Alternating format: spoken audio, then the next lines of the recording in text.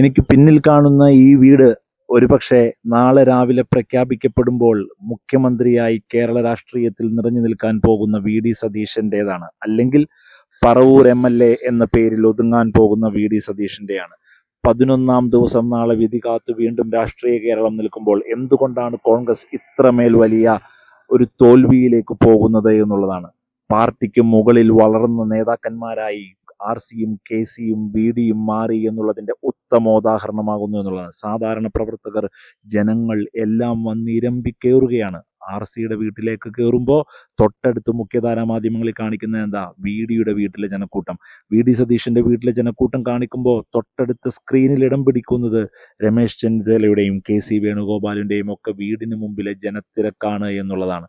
ഇത്രയും ദിവസം കഴിഞ്ഞിട്ടും പാർട്ടിക്ക് വിധേയരാകാത്ത നേതാക്കൾ ഉണ്ടാകുന്നു. മാത്രവുമല്ല, ഒരു കാരണവശാലും കൺവിൻസ് ചെയ്യാൻ സാധിക്കുന്നില്ല എന്നുള്ളതാണ്. കംഫർട്ടബിൾ സൊല്യൂഷൻ ഈ നാടിന് കൊടുക്കാൻ പറ്റുന്നില്ല. ഒരു പാർട്ടിയുടെ ദേശീയ നേതൃത്വം പോലും ഒരു തീരുമാനമെടുക്കാൻ കഴിയുന്നില്ല എന്ന ഒരൊറ്റ പോയിന്റ് അല്ല നമ്മൾ കാണേണ്ടത്.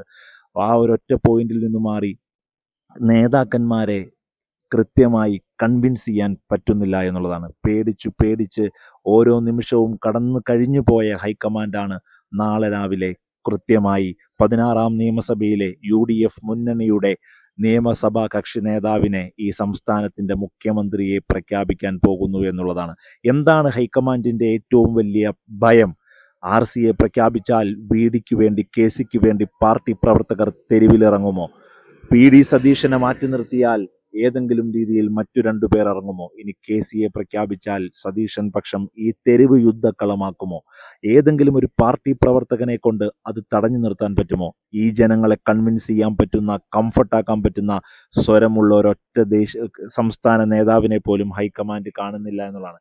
കേരളത്തിലെ യുവാക്കളെ ഏറ്റവും കൂടുതൽ ഇൻഫ്ലുവൻസ് ചെയ്ത ഷാഫി പറമ്പിൽ കഴിഞ്ഞ 2 ദിവസമായി കെ.സി വേണുഗോപാലിനെ സപ്പോർട്ട് ചെയ്തു എന്നുള്ള ഒറ്റ കാരണം കൊണ്ട് ഏറ്റവും കൂടുതൽ ചോദ്യശരങ്ങൾ ഏറ്റുവാങ്ങുന്നു എന്നുള്ളതും നമ്മൾ കാണേണ്ട വിഷയമാണ്. അപ്പോൾ പാർട്ടിക്ക് മുകളിൽ വളർന്ന നേതാക്കന്മാർ, പാർട്ടിക്ക് യാതൊരു രീതിയിലും കൺവിൻസ് ചെയ്യാൻ പറ്റാത്ത നേതാക്കന്മാർ, യുദ്ധക്കളം ഒഴിവാക്കാൻ വീണ്ടും ഓരോ ദിവസവും പ്രഖ്യാപനം വൈകിക്കുന്ന ഹൈക്കമാൻഡ്.